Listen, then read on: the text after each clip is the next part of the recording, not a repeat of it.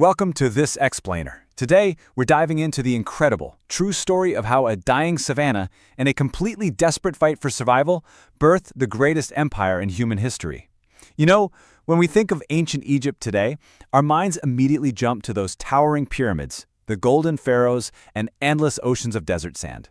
But the true foundation of this civilization, it wasn't found in some grand master plan drawn up by kings. No, it's actually found in a terrifying, do-or-die fight for survival against a rapidly changing planet. So think about this for a second.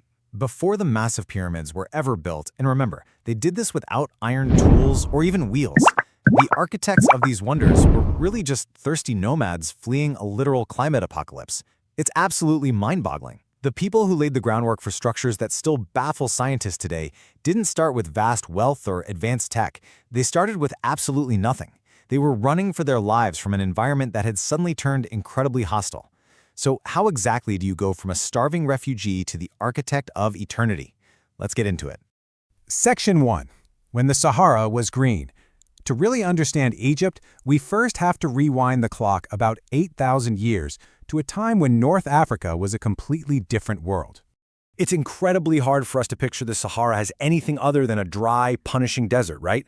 But scientists actually call this the African humid period. From roughly 11,000 BC down to 5,000 BC, picture miles and miles of rolling green savannas covering the landscape. It looked more like the modern Serengeti.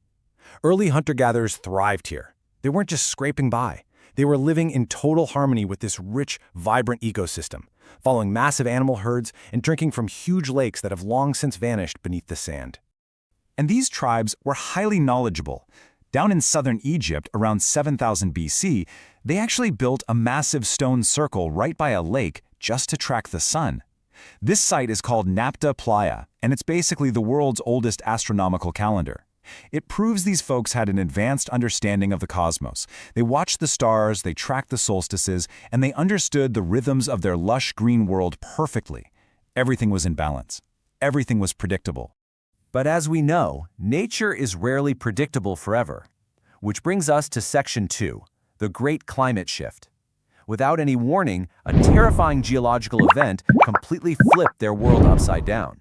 Look at this. Around 5,500 BC, a shift of just a few degrees in Earth's axis permanently altered the African monsoons. Just a tiny, slight wobble in how our planet tilts toward the sun, and suddenly, the life-giving rains just stopped coming. The entire monsoon system shifted southward, away from the Sahara. Now, it didn't happen overnight, but over the centuries, that lush green paradise began to literally burn under the relentless sun. The contrast here is just horrifying. The lakes turned into cracked mud and blowing sand, forcing these terrified families and whatever livestock they had left on a desperate, deadly march just to find a single drop of water. The vegetation died off. The western deserts and eastern plains basically became death traps. Imagine the sheer panic. With their kids in tow, these terrified people pushed forward across burning sands. It was a brutal filtration of human endurance, and tragically, the weak simply perished beneath the dunes. Moving to Section 3, Discovering the Nile River. For the ones who somehow survived that brutal trek, a miraculous sight eventually appeared on the horizon. Just when it seemed like the desert was going to claim all of them, the exhausted hunters stumbled upon what must have looked like a total mirage. A giant, calm blue line slicing right through the burning gold of the desert sand. They found the Nile River. And look, at the time, they thought they had simply found drinking water. They were completely unaware that their future descendants would build mind-boggling pyramids right there on its banks. Imagine finally plunging your hands into that cool water after walking miles through a dying world. They thought their journey was over.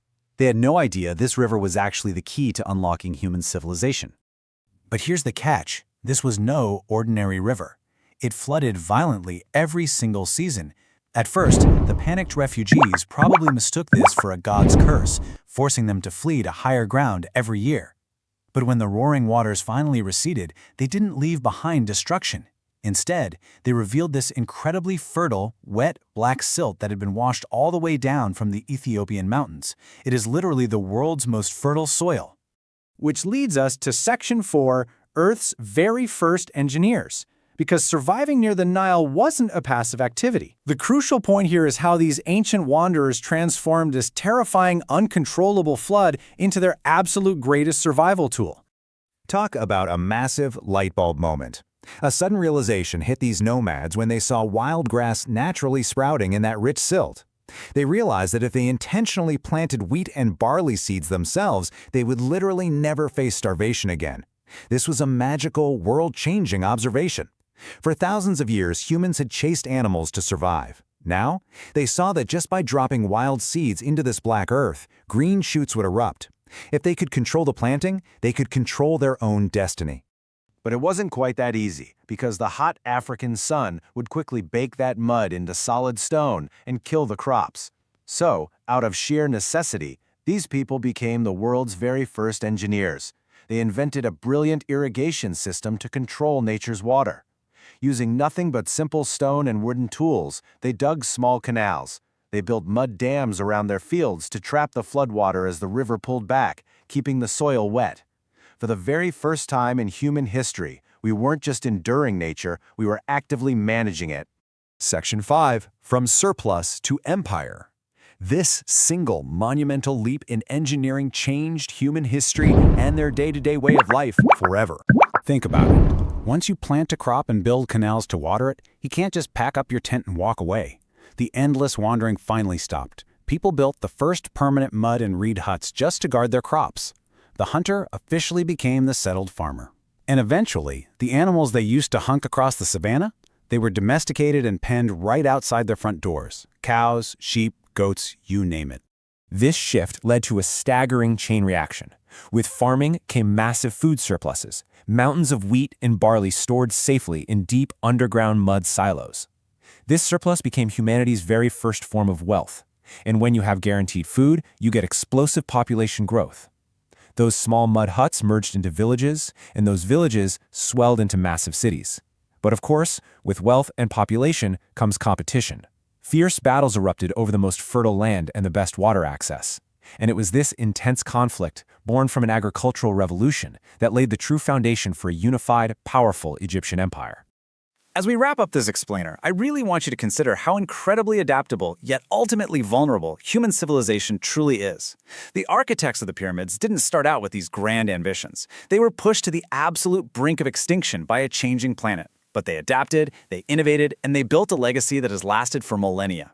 It really makes you stop and wonder, if a tiny few-degree climate shift birthed the entire Egyptian empire, what is the next shift going to create? Thanks so much for joining me on this journey through the sands of time. Keep questioning, keep learning, and I'll see you in the next explainer.